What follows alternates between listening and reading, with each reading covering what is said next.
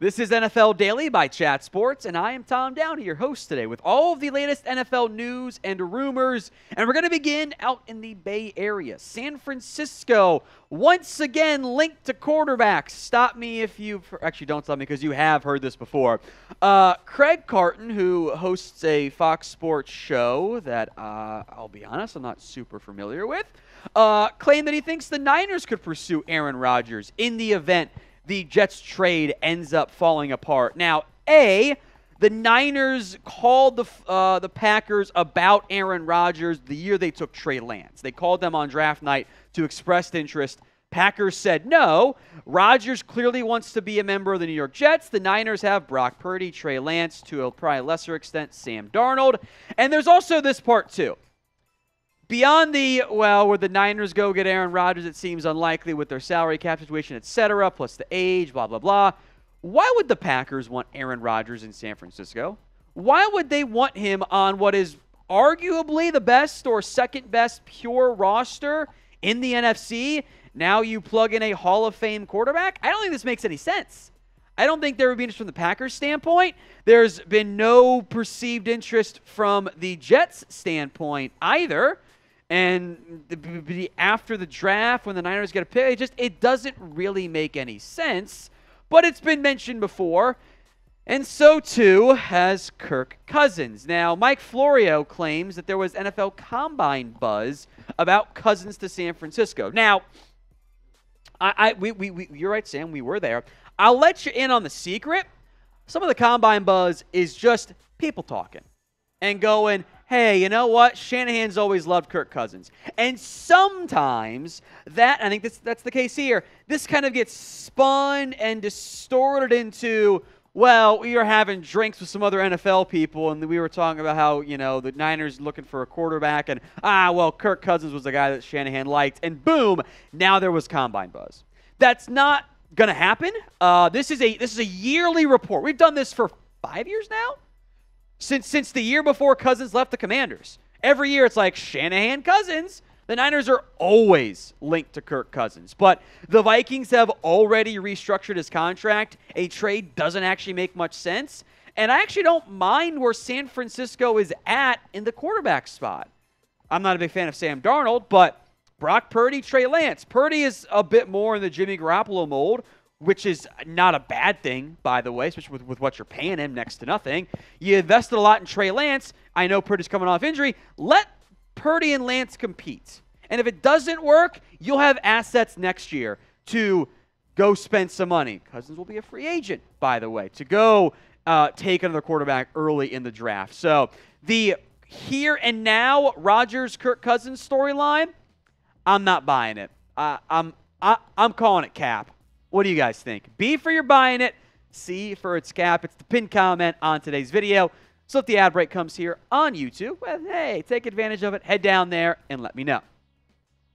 Let's talk NFL draft here. Jalen Carter. Now, his agent, Drew Rosenau, says he's not taking visits with teams outside of the top 10.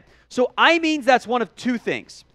He's either going in the top 10, or he's trying to get the impression of he knows he's going in the top 10. It's not about the talent for Jalen Carter, who is an awesome football player, disruptive, penetrative three technique. It's the off-the-field stuff, the general immaturity that did exist, the intentionally vague comments by Dan Campbell saying, we heard some interesting stuff. What do you mean by interesting? Good or bad? Interesting. There are some games being played across the board here when it comes to Jalen Carter because Detroit did not think they would have a chance at him. Now maybe they do. Whether they want him or not, that's a possibility. Now, Carolina's not going anything but quarterback. I don't think Houston does, and if they do, it's probably not a defensive tackle anyway. Arizona's in play at number 3 overall. Indy's going to go quarterback. Seattle, Detroit, Las Vegas, Atlanta, Chicago, Philadelphia. If you had told them, the day before the Combine, you can get Jalen Carter with where you're at, I think they would have said, that's really intriguing. Did something happen? Turns out the answer was yes, something did happen there.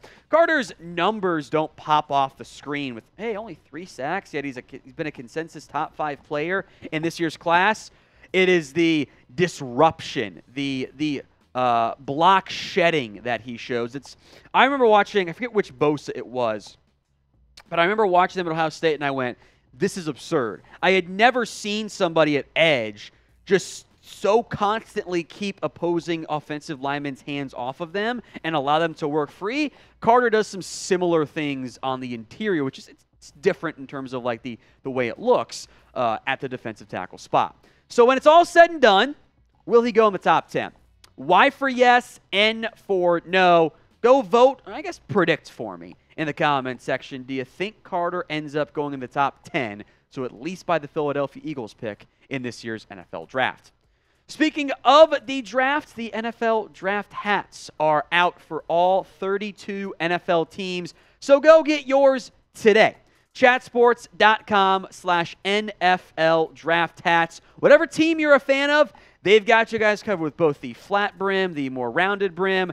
The default color is what you see here. It's the stone up against the team's main color there. They do have some of the alternative ones where it's a full team color instead of the stone. Some of them look better, like the Bears one, I think looks great with just the navy and orange. Other teams, I think, look better with the stone. But there's a lot of variety for your favorite NFL team, so go get yours today. Chatsports.com/NFL draft hats. Links in the comments and the description of today's show. Let's talk Lamar Jackson here.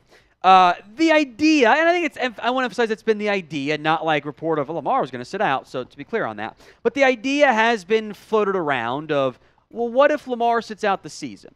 He doesn't seem to want to be in Baltimore. He put out his trade request that was actually issued, a month earlier. And no team has really shown interest in paying him, which is weird.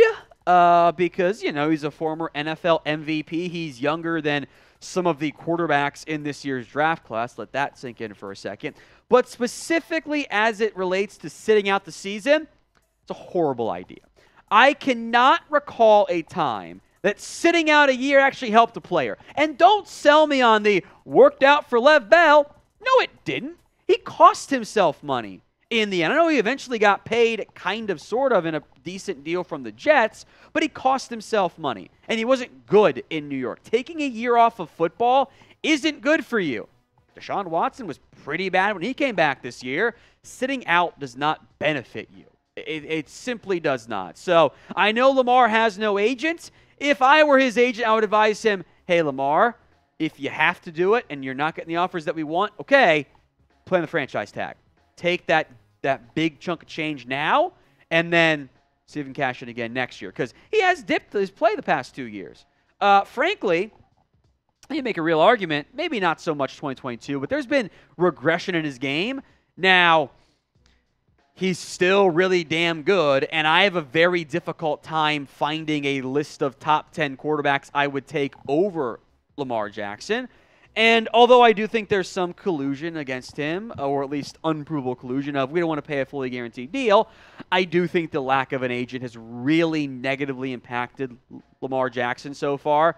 I think that he's missing that in a pretty significant way outside of Ken Francis, and who was maybe not trying to negotiate and also launched a home gym with Lamar. So it's just, as the Lamar saga turns, has been quite the soap opera this year in the NFL offseason. So when it comes to Lamar, again, your guess is as good as mine. I don't know what's going to happen anymore. Where will Lamar Jackson play in 2023? Sound off for me in the comment section right now. While you're down there, please make sure you guys are subscribed. YouTube.com/ChatSportsTV. Free NFL videos every single day right here on the channel. News, rumors, trades, draft, free agency. We have you guys covered. So make sure you are subscribed at youtube.com/ChatSportsTV. We'll wrap up today's show with one of the more unusual stories here in the NFL that is definitely worth mentioning. So former Cardinals VP Terry McDonough has accused in a suit against the Cardinals with the NFL, etc., of owner Michael Bidwell of cheating, discrimination, and a whole lot more. Now, this was filed to NFL Commissioner Roger Goodell. This was not filed to any type of court. This is directly to Goodell, who I will make note, works for the owners. So that seems impactful there. The big claim here in terms of like how it affects the league itself beyond like the workplace stuff is that owner Michael Bidwell had forced Cardinals personnel, including Steve Wilks and, of course, Terry McDonough, to use burner phones to communicate with now former Cardinals GM Steve Keim, while Steve Keim was serving a 5-week suspension after he pled guilty to, in Arizona legal terms, extreme DUI, which, of course, is against the rules altogether. Now, Arizona has mostly disputed stuff, but the ESPN report is that the Cardinals had said, well, another executive had, quote, interfere with the protocol of the suspension, and that Bidwell took swift action to take away the phones. So the Cardinals have said there was the use of burner phones, and McDonough says he has his burner phone still as evidence, which we've seen the NFL take away draft picks. This seems draft pick worthy suspension or discipline here, I guess. Among the other claims, the communication, that McDonough was demoted for not going along with his plan, workplace harassment from Michael Bidwell, swearing, being very derogatory, etc., that people worked in fear of Michael Bidwell, and I think the most explosive one, which of what we've seen so far, the claims, I'm not sure that's actually true, said that Bidwell was worse than Robert Sarver, the Suns owner, who was forced out of ownership in Phoenix.